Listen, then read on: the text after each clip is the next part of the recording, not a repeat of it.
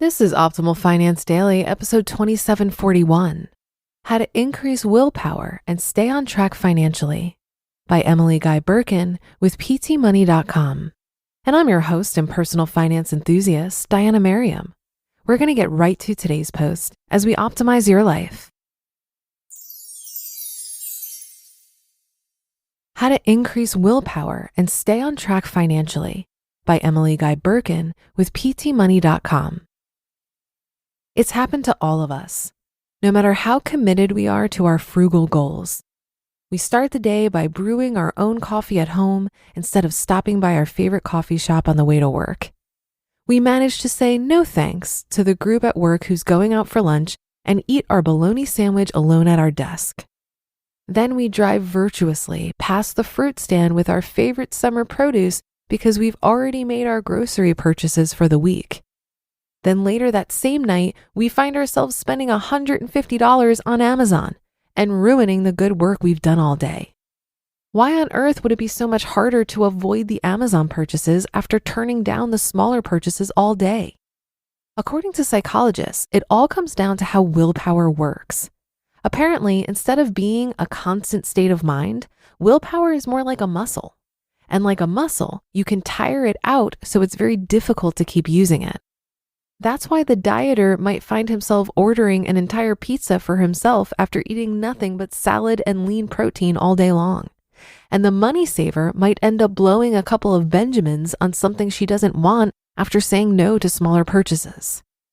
However, even though willpower can be used up like muscle strength, the news isn't all bleak.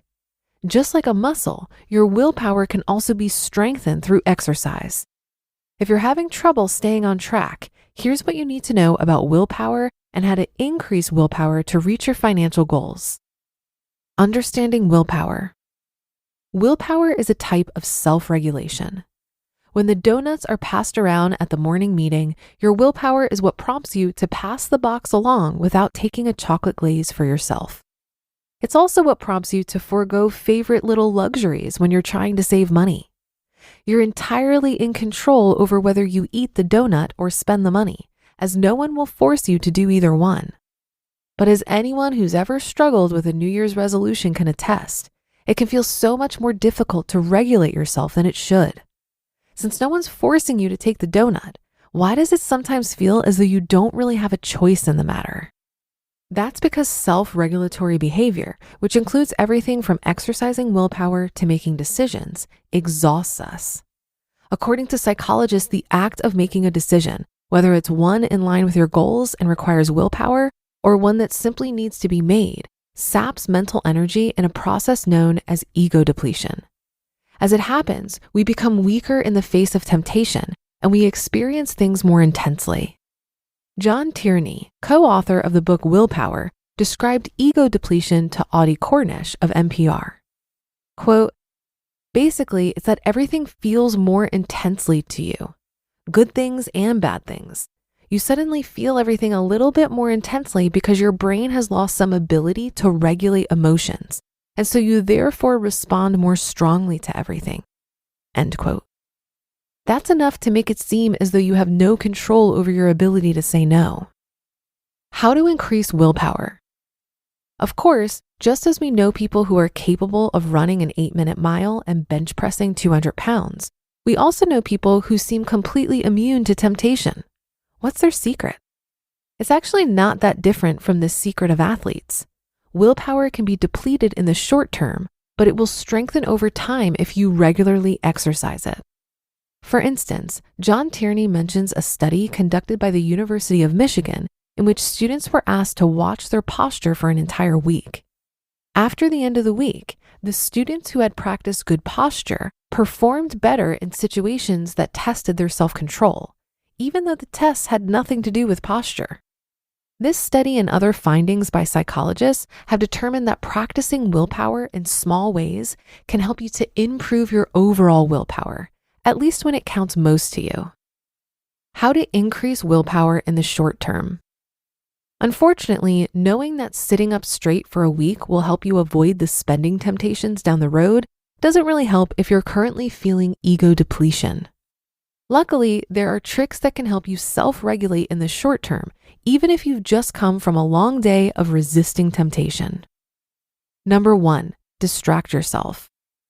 The famous Stanford marshmallow experiment from the late 1960s tested willpower and the ability to delay gratification in small children.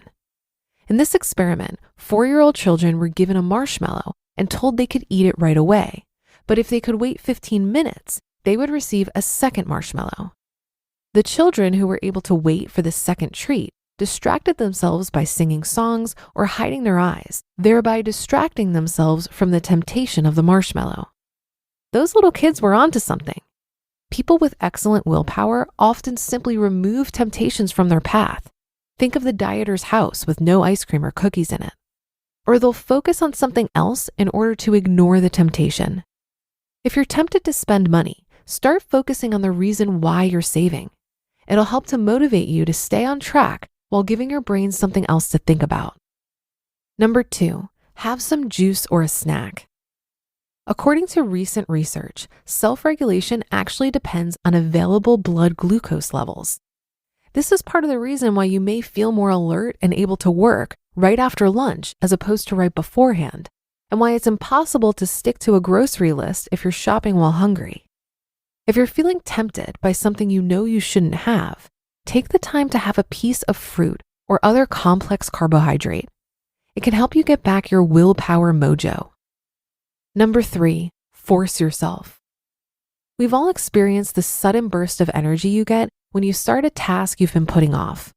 Whether it's washing the dishes or writing that term paper, just taking the first step can be enough to get us going.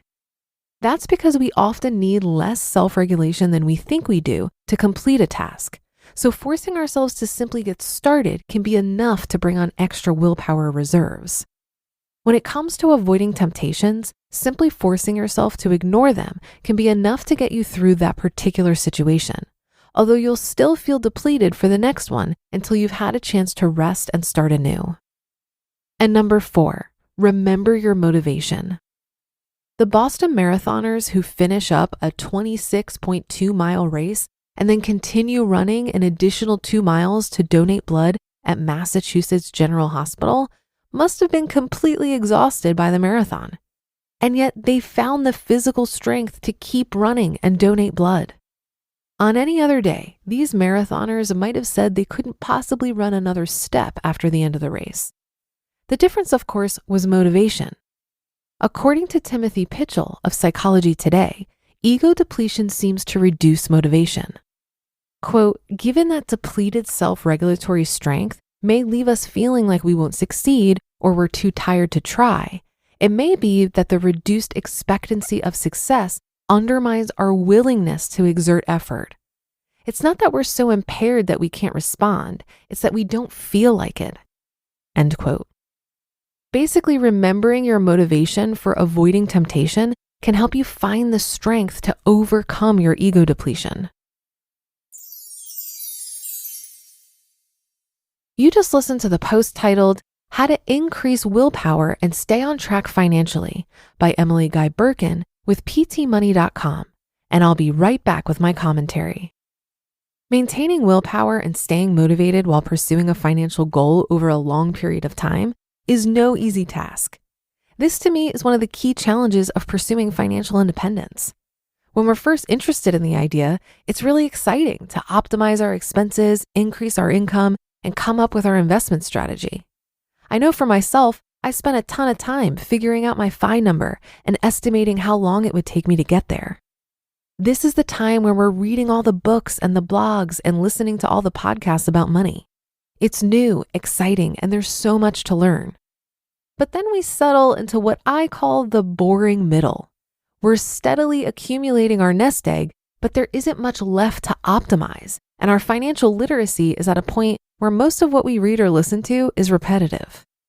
When I reached this point, only one thing helped me maintain motivation and willpower, and that was tapping into the amazing F.I.R.E community.